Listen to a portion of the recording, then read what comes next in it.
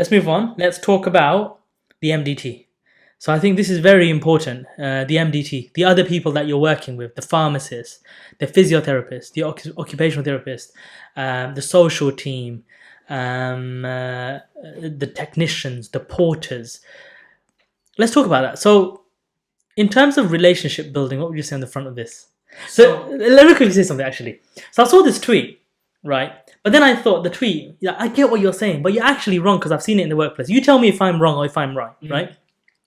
So the tweet said, I'm a final year med student.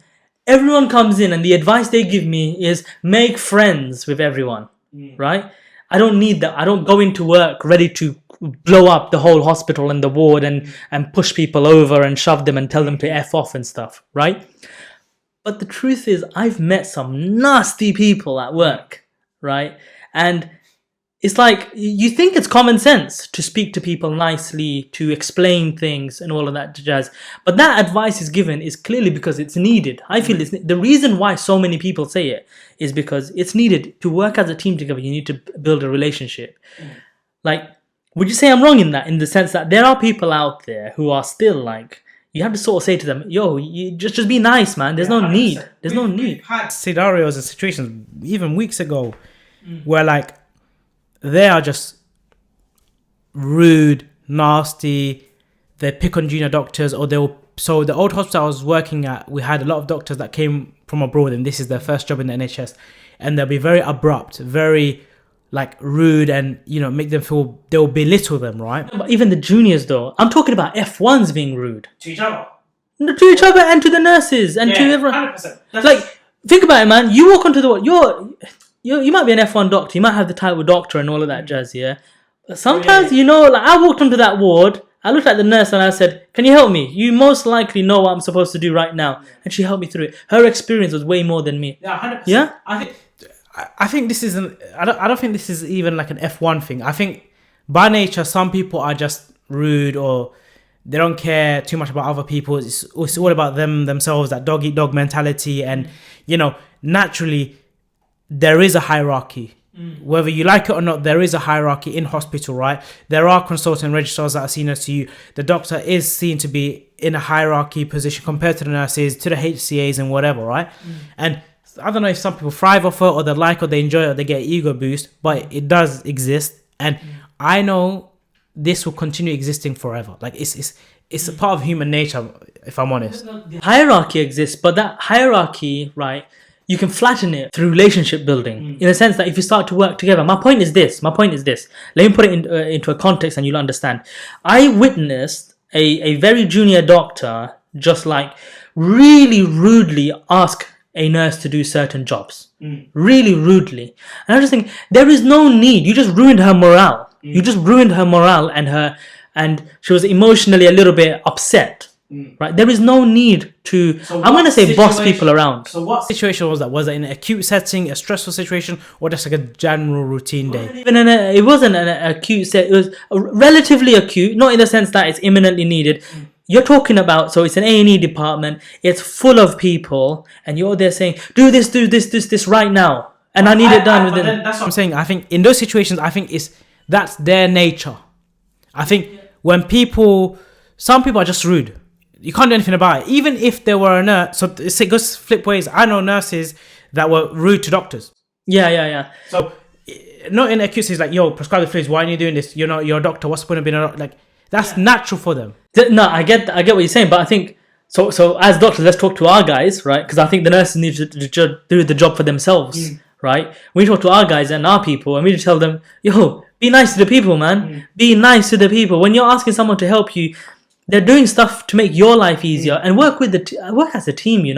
As you just said, you got 100 different bleeps. Sometimes nurses also have 100 different jobs. You can do a cannula as well. They can do a cannula. Just work with them. You know what? I'm really, really busy. There's some really sick patients I really need to run off. Do you think you can do a cannula for me? That's very different to saying, I'm busy, do the cannula. Look at the difference. I think 100% working as a team, being friendly and building relationships with each other helps you go further.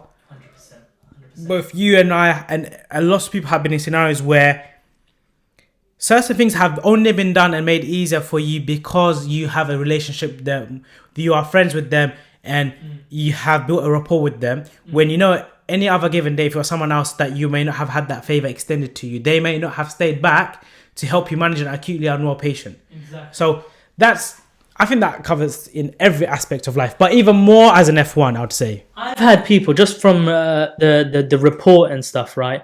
I've had F1 colleagues who were not on call, who stayed back and helped me an extra half an hour. Yeah, exactly. Just because they were like, let me help you. Let me take some jobs off your hand. I've got nothing planned. I'm not in any rush to get home. I want to miss rush hour, for example. Yeah. Sometimes they've done that. They've said, I want to miss rush hour. I'm just going to hang back. You got any jobs that you need me to help you out with? Or someone might say, I've got no jobs to do right now. They're in a different place and they're like, I'll do it. I have to shout out to these nurses, man. Once I was an F1 and I got this bleep. And it was an incredible bleep. I'll tell you why it was incredible. The nurse was just communicating across to me. Patient was deteriorating. They gave all the details, the vitals. And then they said to me, I know that, so probably maybe a medication needs to be given. I noticed that their cannula was, tissued. I've replaced their cannula. Yeah. Their oxygen sats wasn't great. Just wanted to start some oxygen. If that's okay with you, I'm ready to do that. And they're doing all this for you.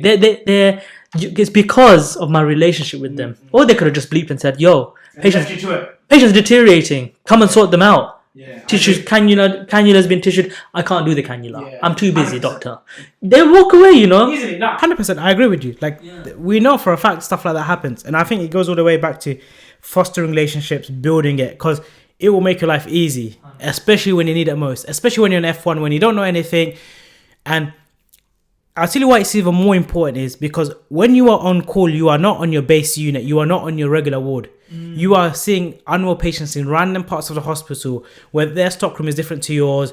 You don't know where the equipment is. You don't know how things work on this ward. So nurses, porters, everything need to be on your side. You do not want to give them a reason because you've been rude to them where they're like, do you know what? I'm not going to help him even though I can help him. You'll be in a very, very bad situation. Exactly. So I know as adults, we think that advice is a bit weird. Oh, what do you mean? Be nice to people and build rapport. Believe me, in the working place, I've seen it. Grown adults be horrible to each other for no reason needed, for no reason. So just be nice. Be nice to everyone, man. Be nice to everyone. We're talking everyone, not just people who are deemed to have some sort of qualification or some sort of job rank or whatever, status or whatever. Every single person that you see, just be nice to them. All right, a little bit more on the MDT team. So you can have MDT meetings. I had MDT meetings post board round. What are they? Have you been in MDT meetings? I've been in a few, so I'll let you take that one because you probably seem to have more experience on it because you are in those certain rotations. Yeah. So MDT meetings. So essentially, you might do a ward round, and your patients have input from several different teams, and it's important to communicate the care that patient is getting from the different teams. So you understand what they're doing, they understand what you're doing, and you guys understand overall, when are you looking to discharge, what are you looking to do post-discharge, all of that jazz. So MDT meetings. So what would happen is after the ward round, I'd be in a room, usually the consultant's gone off by then. I should know the plan. I've just done a whole ward round with them. So I might represent the medical team. Then there'll be an occupational therapist, a pharmacist, the ward sister, the ward manager, the clerk might be there too.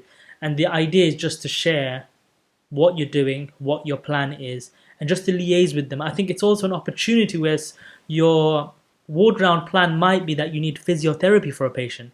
And that's your opportunity to just say to the physiotherapist, bed number 2, we're worried about this, this, and this.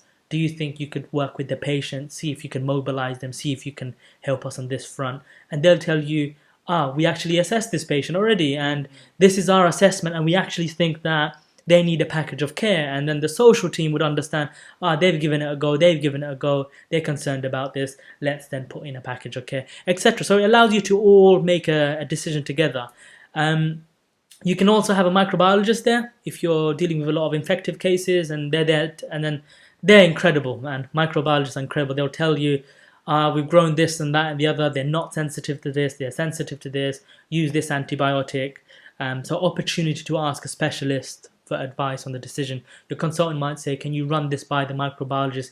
Can we escalate to meropenem or something? Saying that, at the same time, microbiologists are known to be harsh as well. No. I've not come across harsh microbiologists. So it's like having worked in a few trusts and hospitals, there is like a I don't know how you even describe it. It's basically like, be mindful when calling a microbiologist, because they won't shout at you down the phone, but they will like put you in your place. Like they will make you feel like, okay, you should know this. These are the antibiotics, etc. So it happened in a few places. So like some people will know what I'm talking about. It's basically whenever you call a microbiologist, and I think it's a tip for any specialties. It's make sure you know the patient properly, what antibiotics they've had, how many doses, how many days, what are the bloods like, how are they clinically, are they stable, what are your differentials, what are you working on treating? Because I know, and a lot of people have said it to me, and I've seen a lot of people where like, you are calling a microbiologist, and do you know what it is? I think it may be the fact that, you know, when you're on the phone and you can't see them, it's a very different environment compared to when you're in front of them and speaking to them. When you're in front of someone, you're not going to start going ballistic and whatever, right? When you're on the phone, it's very easy to hide behind the phone. You're in one part of the hospital and they're in a different part of the hospital, and maybe they're time strapped or whatever, and they're like, you know, this is dumb, why are you calling me, type of thing, innit? So there is that thing. I don't know if it's true, but interesting to see what other people think. It's the same with any specialty, man. I've been shouted at by surgeons, by orthopods, by medics, by every specialty under the sun, man. So I think it's a person specific thing, because I've had discussion with micro where I was just like, yo, patient's on Comox, I want to go to meropenem, is that fine? They'd be like, no, you crazy, like you've missed out everything in the middle. But they were really nice about it. I think what you're saying I get, but you should know that's why they joke about it, don't they? Radiologists, when you ask for a CT scan, you go, I don't know why. The consultant told me, get a CT, whatever, abdo-pelvis. What are you looking for? I don't know. Yeah, the consultant. That's a given. Yeah, that one. No, but I think that applies to it. If you're calling the med-reg for advice, if you're calling the radiologist for a scan, if you're calling the microbiologist to escalate antibiotics, if you're calling the orthopod because you're not sure if there's a fracture there, you need to know about the patient. If you're calling an orthopod, tell them the mechanism of injury, what's happened, have they got range of movement, any neurological damage. If you're calling microbiology, as you said, if you're calling the medical registrar, what's the background, what's the history, what's the plan, what's the day team plan. That's just information. That's just information you should have. So I think the tip here for F1s is have information at hand to give when you're going to ask for advice or anything really. Yeah, I think the best way to approach it is be prepared to answer questions whenever the respective specialty is asking for it. And it makes sense. You should know your patients. And you should know why you're calling them, why you're doing it. And I've been in the situations where like, yeah, the consultant told me to call you. I know it's a bit silly, or I don't know why I'm doing it, and then you're like, just blame it on the consultant. Yeah. I've used it so many times. Use the consultant card, and then they'll like get your reg to call, and then you get the reg to call, and then they'll be like, we need it for X, Y, Z. You're like, oh, I could have answered that myself. So that comes with learning and experience. Obviously, I remember like a lot of the procedures, a lot of the scans and stuff like that in the beginning. The consultant used to say it so fast, you scribe it. And then when it comes to booking or requesting it, you're saying it in the most complete wrong way. And they're like, what are you talking about? He's like, yeah, my cousin always says, like, no, you mean this scan. I was doing obs and gynae. So a cystoscopy, a hysteroscopy, and all of these copies and stuff like that, with this, with that, with contrast, without contrast. In the beginning, it's very confusing, right? Absolutely. So that comes with time. And I think just be prepared and do a bit of research before calling them. 100%. All right, fine. So that's MDTs, and we've sort of brushed over scans, but let's just go through it properly. So as an F1, you will be asked to book scans, right? You will be asked to book scans, and I think we've all done it as F1s. What happens is you do the ward round, as you said, consultants assumed you know what the scan is, you know why we're doing that scan, you've heard it, and then you come to booking the scan, and then you want a CT abdo pelvis, and the radiologist goes, well, what are you looking for? And they're like, fluid, perforation, cholecystitis. You don't really know. And then what happens is you fall back, and your last get out of jail card is because my consultant told me to. And they obviously roast us for that. But I think as you said, just have the information ready. Ask your consultant if you're not sure why you're doing this particular scan, and work with the radiologist. Just have the information to hand. Anything else to add in terms of organizing scans? I think it all comes down to the fact, know what you're requesting, why you're requesting it, and sometimes it's an opportunity for learning as well. But I would say, if when we talk about the structure of the day, what I used to do is I used to sort the scans out early on in the day, because I knew it would take time for it to happen. It takes time to take them to the labs or wherever they do it. It takes time to report it. So I would always make it a priority to get it sorted early in the day. And especially when you're working in a small DGH, where I was, there was only limited slots for ultrasound Dopplers, limited slots for ultrasound abdomens. So get in early, get your slots, because there's a handful of slots, and let's say there's 2 slots and the 4 people need a scan. Your consultant doesn't care about that. He wants to make sure his patient has the scan. I learned early on, go in early, make sure you're buddy with them, and they will sort you out. What do you do when the radiologist says no? Because they've said it to me before. What did you do? So that one is a bit of a tricky one. So then you go into you go into begging mode, where you're like, I need this scan, and you're thinking of every excuse in the book. You are hustling. This is when communication, negotiation, everything comes out of the way. And I always make it a thing where when I will go to a new place, I try to learn everyone's name, know what they are, kind of identify weak spots. So this is a point where you need to leverage the weak spot. But sometimes you're going to get violated. They're not going to do your scan. You probably come up with a dead excuse. Sometimes you have 30 seconds to get your pitch right. And then you're going to look like a mug, innit? So if the scan doesn't happen, and then you need to get ready to go to your consultant to get another telling off because you couldn't secure a scan for something that is important. So number one tip here though is when they say no, just go to your consultant straight away, man, and just say, yo, I couldn't get this scan because I've been in situations, consultants we're gonna operate on this patient tomorrow, and it's a no. It's the radiologist has no capacity to do this scan right now, and then it's just been oh man, and I've delayed it because I've been fearful, maybe I can call a little bit later on and it'll be nicer to me after lunch, and they still say, why are you calling me for? I told you no ages ago, can't do it today. It's but there have been situations where I did come back yo, they don't have the capacity, or they're not willing to do it, or they don't think it's justified. And I've had consultants that come with me to the radiologist, and they did have a discussion, because sometimes certain things as a junior is very difficult to do, but when you're having that consultant to consultant discussion, they're because they can relay certain information better than we can, right? Or they can relay certain urgencies that we can't, right? Or it might be something the consultant says something look, if I see this on the scan, I'll probably be able to get into the C-pod theatre.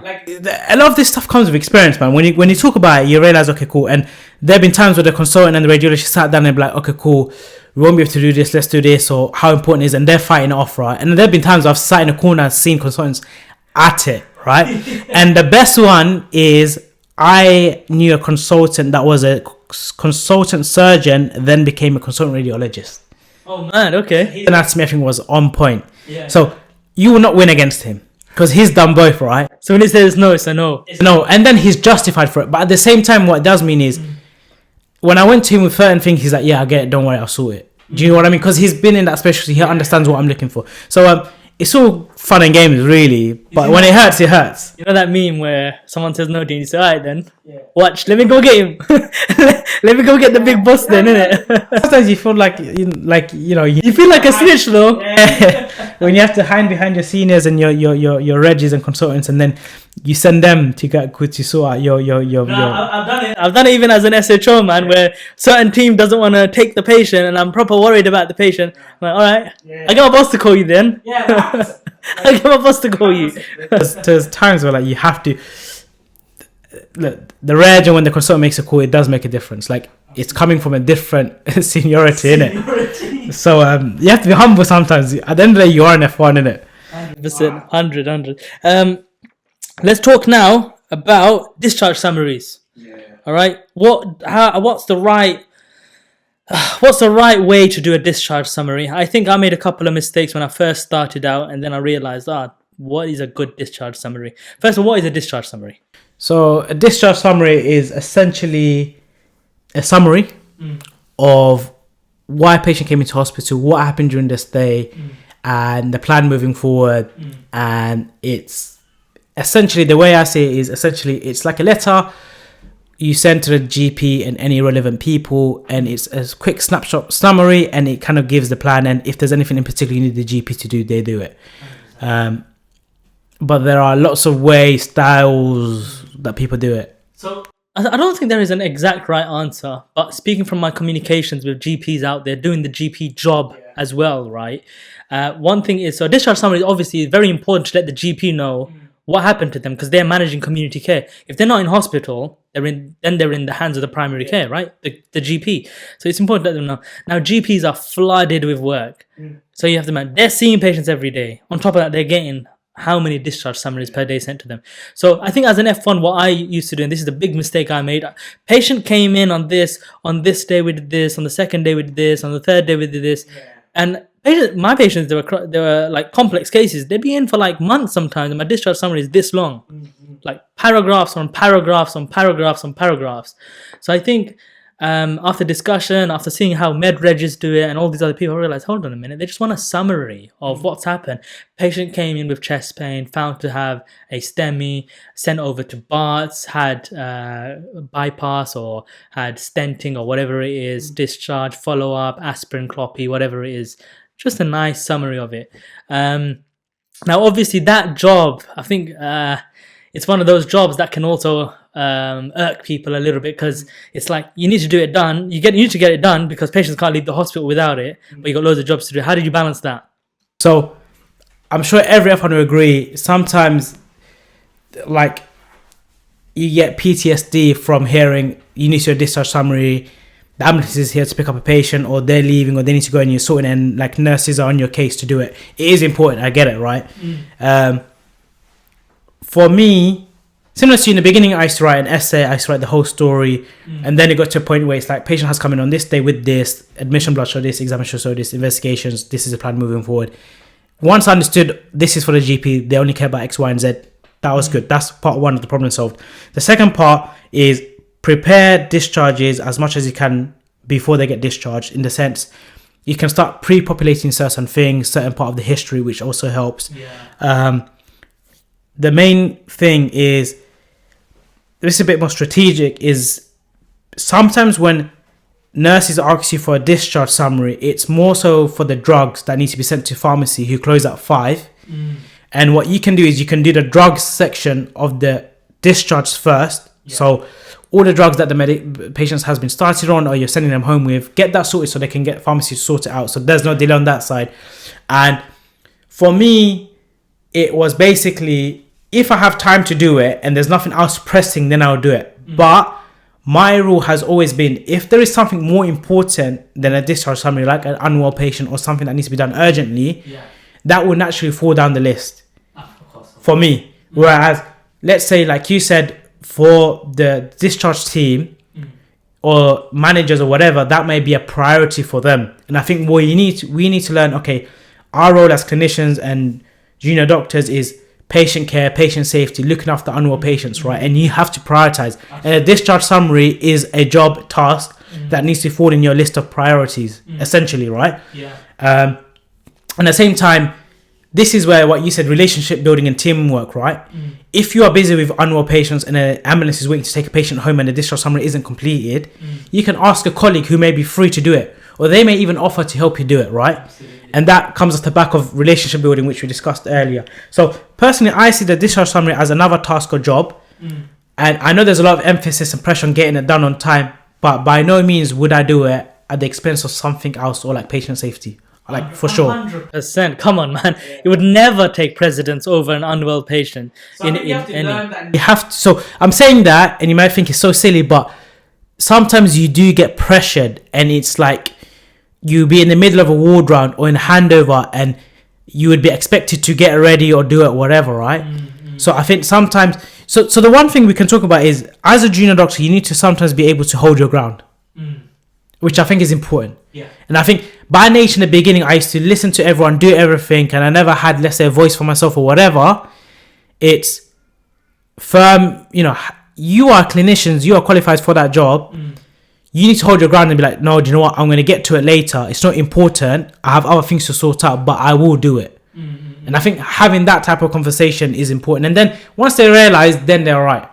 Yeah, no, I absolutely agree. That communication is so important. And I think you hit the nail on the head. I haven't got much to add to that. But the drug list, I think that's important. Yeah, like smart way of doing it. You figure out that stuff out later, right? Sort the drugs out. And it doesn't take that long, really. Pharmacy need to sort out the TTAs. Finish at 5, right? It's not like you're on call or anything. Fine. Exactly. So yeah, that's discharge summaries. Make them nice, sweet, short. A summary, essentially. Get them done. Prepare them so you're not like having to do it last minute. Just bear in mind the drug list, and of course prioritize, and don't fall back. So if you're being pressurized and you've got a sick patient, your priority lies with the sick patient. So important, great advice. Family comms. Yeah. Now I put this down on my list, right? That this is quite important as part of an F1 role in particular, because your regs and consultants might go to theatre, to clinic, they might be doing all sorts, procedure lists, etc. And often the consultant can say to you, Abdul, Ams, just update the family on what's going on. They've made 3 calls. Or the nurses might come and say, guys, we've had this many calls from the auntie of this patient. They've got consent to receive the information, etc. Can you update them? How do you go about that? So, one thing I'm grateful for at King's, there was a big emphasis on communications. I think they tested heavily in OSCEs. So, leaving med school, I think we for me, I knew how important communication was. So, I made it like a personal goal of mine is to learn as much as I can from experienced clinicians and see how they did family discussions, break sad news, break bad news, deal with it early on. And like, even if it wasn't my patient and I knew they were breaking some bad news, I would go and watch them to learn. Yeah. Especially stuff like resus, DNARs and etc. Right? So communication, especially with families, is very important. You'll be doing it throughout your whole career. It doesn't matter if you're a reg, if you're a junior doctor, if you're a consultant, senior consultant, even a professor, right? You will be doing it, even when you have your own clinics, right? Yeah. I think, once again, coming back to it, and we always say it, is structure and processes. There are structures and processes for updating families, breaking bad news, investigation results, tests. I think for me, it was something I wanted to do properly and learn properly. And the basic stuff I would say worth knowing is environment, making sure, everyone's comfortable, you're speaking to them, basic stuff as make sure you're not looking down and speaking to them, get to their eye level, finding out, what do they know so far in a comfortable room, comfortable environment. Do you want to do it in front of the patient? Do you want to do it outside of the patient's room? And I think it's one of those things you cannot rush. Yeah. Patient discussions is something you cannot rush, despite what you're doing, right? You need to take your time with it. You need to address concerns. It's, I think 70 or 80% of the complaints people get in hospital are from communications and issues with relatives, and less likely for patient care or whatever, right? So it's one of those things, I think, practice with your friends, practice with your colleagues, learn from people who are very good at it. And it gets better as you get senior, as you get more experienced. I think those are the main tips I can give. Yeah, no, I agree. So, like you said, King's was really, really sort of very well on the communication skills. But yeah, I think, so family comms, I think the one thing to remember and to understand first, it might be your 26th patient. It's their only grandmother in hospital, right? So take it from that perspective. We've all been patients as well, and we know what it's like when you're a patient or a relative is there and you don't know what's going on, especially with the COVID pandemic when no one was allowed in. Yeah. It's anxiety inducing. Are they going to come out alive? Will my last convo with them be the last convo?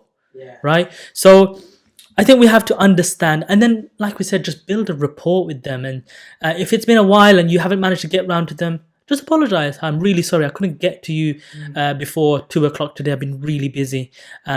What do you know so far?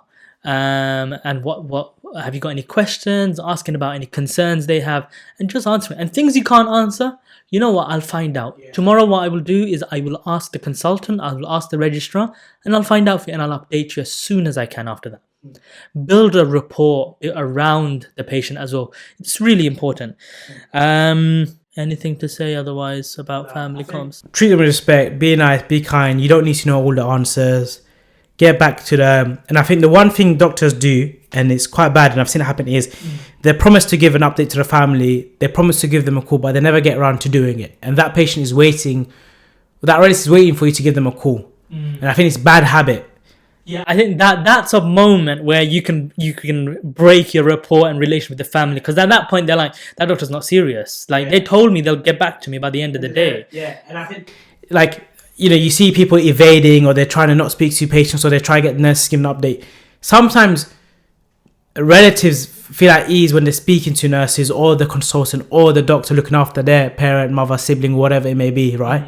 And like you said, once you realize they're there for a reason, it's their relative, their patient who's there.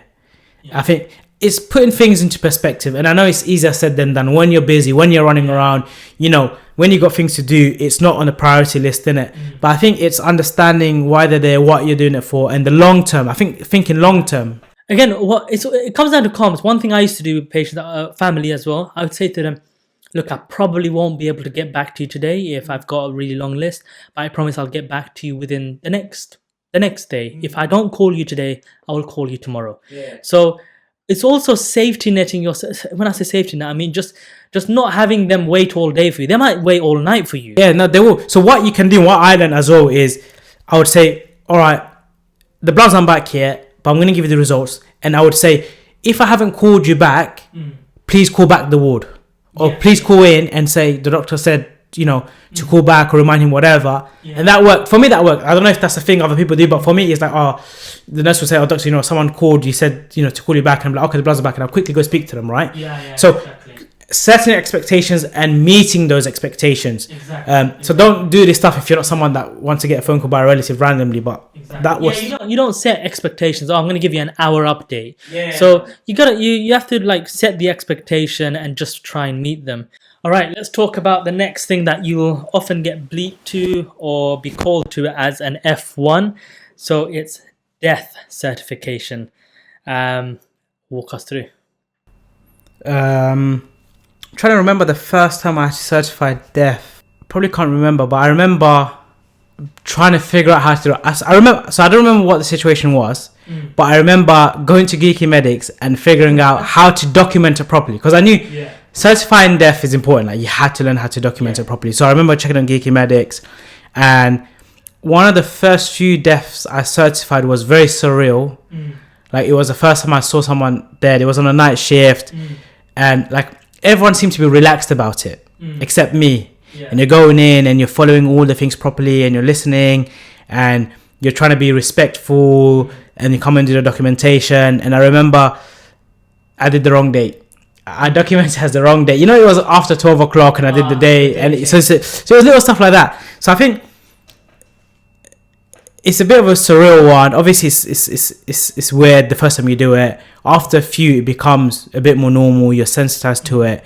But the key thing for me was trying to be respectful, trying to document it properly, because I know it's something important. And if relatives are there, just being respectful with them, explaining things. Sometimes relatives do want to stay in the room while you certify death. I don't know if you've had those experiences.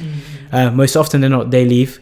But I've had it where they were in the room, and I did my thing. And then you kind of turn to them and be like, yeah, I can confirm, or like, you know, this person's deceased. We'll give you some moment, and then, you know, there's a few things we need to do. I think that's it. There's not much I can really add on that one, if I'm honest. Yeah, there's not much to it. Just to basically point out, as the F1, you're not too junior to be bleeped to certify death. I think it can hit you when you get bleeped. Like, oh damn, someone's unfortunately lost their life, and I have to go now verify it. So it can hit you a little bit. Emotionally, it can hit you if you've cared for that patient. Like, I've had patients who are like, because they've been in there for so long, they almost become like friends, like with you. They'll speak to you anytime you walk by. They really enjoy your presence. When you do the ward round, they absolutely love it. So you can build a very good rapport with your patient. So it can emotionally take your toll. I remember there was one arrest that happened whilst on the ward round. I remember, and I couldn't think properly.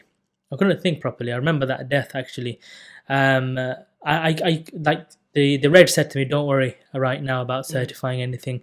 just go and get the what do you call it, the time and space you need just to clarify, just to clear your head. So it can take an emotional hit a little bit, but I think again, systems and processes.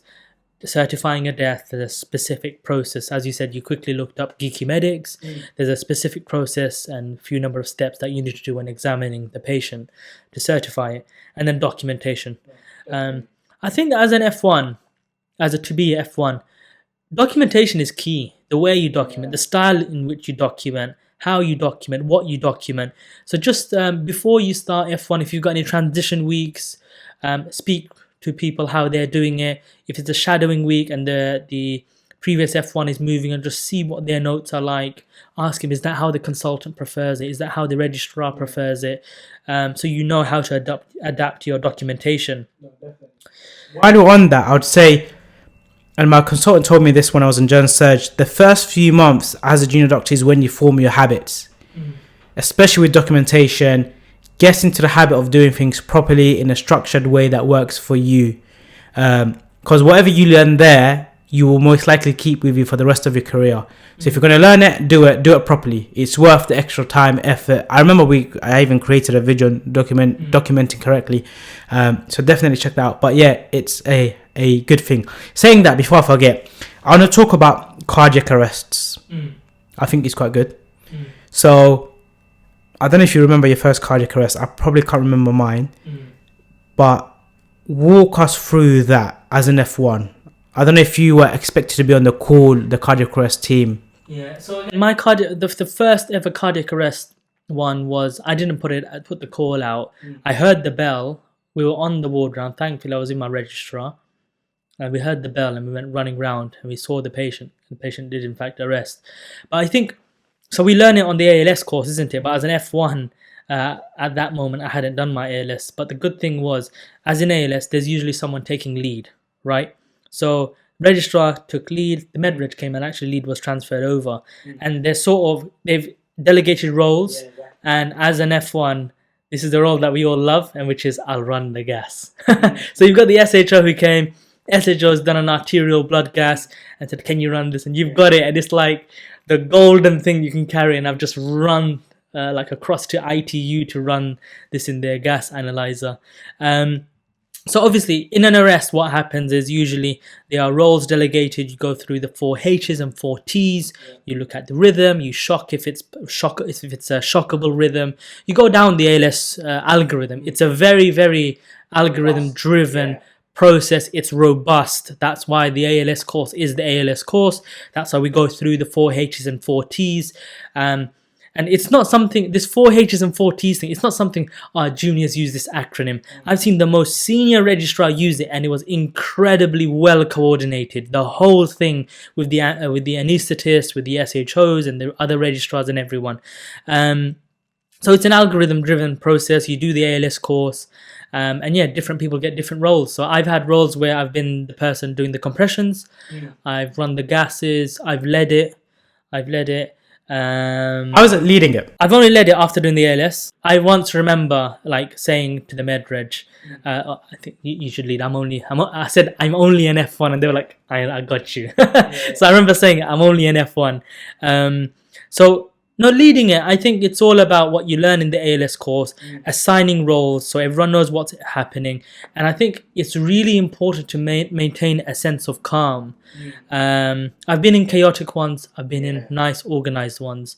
Some of the best arrests I've seen in terms of managing and delivering care at that moment, they've been very organized. They've been communicating to the anaesthetist, to the gases. They're talking out loud. Have we checked for the potassium level? What's the potassium level?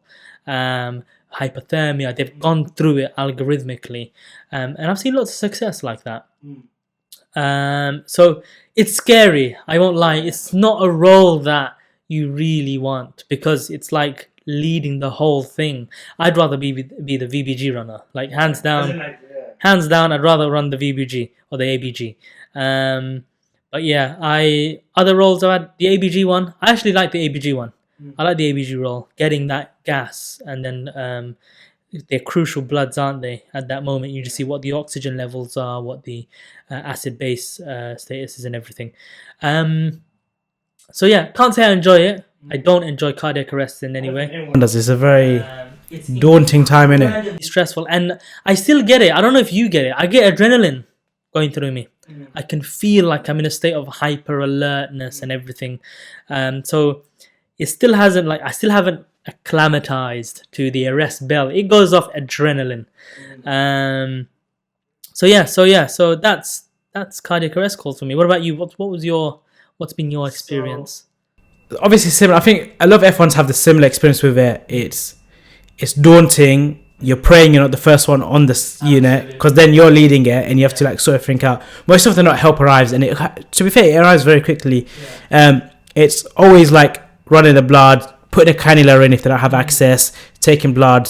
I don't think I ever did the chest compressions. So as an F1, very stressful. By the way, I never led it as an F1. Yeah, obviously, I never led it. Yeah, I don't think as F1, like, the good thing is you get delegated roles. So I think when it comes to cardiac arrest and a team on the roads, it's very good. You get delegated, in the morning in the handover. A lot of support. You're scribing sometimes. Sometimes the nurses are super experienced. Really good. They know exactly what to do in an arrest. Yeah. Very good. And you know what? It's so important because they're there and they're straight onto chest compressions. As an SHO though, I did cardiac arrest, but I did airways because obviously I was on anesthetics.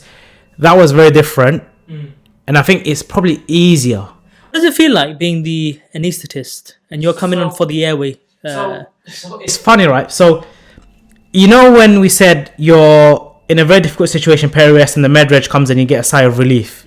When the anaesthetist comes, then you get even bigger sigh of relief. Because that's when the med-reg chills, right? Yeah. And what I've noticed is when the anaesthetic reg or whatever comes, they don't take over, but then it's a dialogue between them and the med-reg. 100%. From top and tail, right? Because the med-reg will either be at the foot side, and then the anaesthetic will be on their head, managing airways and doing the pulse check, right? So I was in airways and I was supposed to do the pulse check, but I forgot doing my responsibility, and like, yo, pulse check, quick. So I was like, okay, cool. There's no pulse. So I think when anesthetic comes, they have designated roles, airway. It's relatively easy once you know how to do it. When you're doing it, it is obviously a big responsibility. You are looking after the sats, whatever. But I enjoyed watching the discussions because they are like, I still think the anesthetics are probably one of the smartest people in the hospital. They're trying to figure things out. And then it's a discussion of, okay, do we move this patient to ITU now for like organ support? Do we need to put them intubate or whatever? So it's definitely different being on the other end of the spectrum. But there have been times where I've gone in and therefore I was anesthetic reg, and it's like, yo, and I'm like, yo, this is way above what I'm competent for. I'm going to sort the airways out. What's the saturations? Let's put some high flow. It's a weird one. It's a weird one. But I think as with anything, and this seems to be the theme: communication, systems, and processes.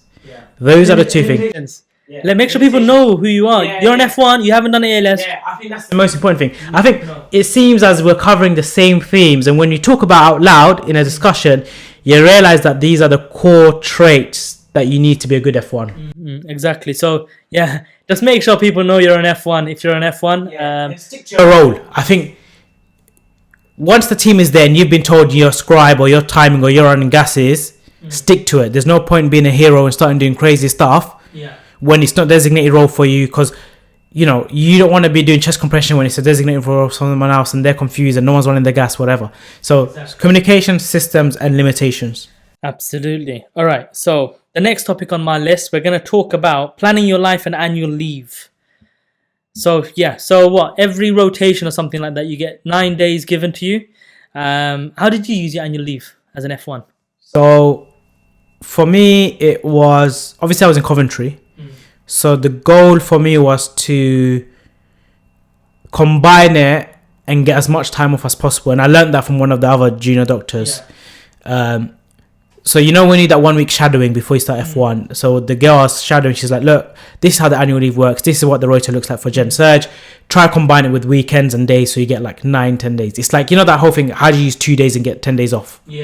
So be strategic with it. See if you can combine it, if you can swap with other people's on calls, so you can get 2 weeks off in a row. For me, it was just maximizing the time off so I can come back home, refresh, re-energize. It is difficult. It does feel weird that sometimes you have to go looking for an on-call swap, and if they don't swap with you, you have to a random day come in and do it. Let's talk about the swap system though. Why do we have to do it? Explain. So when you're on a rota, most often than not, you will be on call certain evenings and certain weekends, and you are only allowed to take annual leave when you're on a short day, so a 9-to-5 day, when you don't have any on-call responsibilities. If you are on call at a certain day, certain evening of the week, and you want to take that time off, you need to make sure that there is another on-call doctor that can cover that slot or that on-call evening. For some reason, the responsibility lies on the doctor to find a swap, or basically, if you can swap it with someone else and they cover your on-call evening and you do one of theirs, and that means it becomes a short day, you take time off, then it's fine. But the sad thing is, and it's frustrating, I know for a lot of people, is people may not be willing to swap, they may not have the time to swap, and then you're stuck with it. So you might not be able to get that 10 days off in a go. I think that covers it. I think there's a lot of things you can talk about and we can rant and whatever, but you have to do what you can within the system, if I'm honest. Yeah, it's one of the down points. We have to accept it. It's one of the down points, and I don't know, it might change in the future, right? But you're right. So there's certain days that you just can't take off because you're scheduled in, and it's your responsibility to swap with a colleague, see if they'll do that shift instead for you do the other shift for them. So that's what a swap is. So yeah, annual leave on that front. So you said you accumulated it all and tried to take it in a one go. Yeah. Take 10 days, which is near enough to 2 weeks off. What other things you can do is I use mine to break up some long stints. So if you were on a 7-day stretch, I took a Wednesday off. Yeah, I use some days just to break it up so I'm not exhausted. So say I'm on a 7-day stretch, on call on both weekends, and say I have short days in the middle, I take Wednesday, Thursday off, or even Friday and Thursday off. So I'm coming on fresh onto the on-call shift. So that's one way to use the annual leave. The other recommendation I'd have is just get it in early. Yeah. Get it in early. Plan. You can only plan, I guess, 4 months at a time. But if you want to go away some certain days or something like that, plan early. Let your team know. Book it in. Let your rota coordinator know, and just get it in. That's it, really. About annual leave. Anything else to mention about the F1 role? So let's go back to the question. Is an F1 a glorified secretary? After covering all the stuff we talked about, it's a whole different role in itself. If you take a step back and look at things, through a different lens, I can see why people will feel like you're a glorified secretary, running around requesting things, documenting things.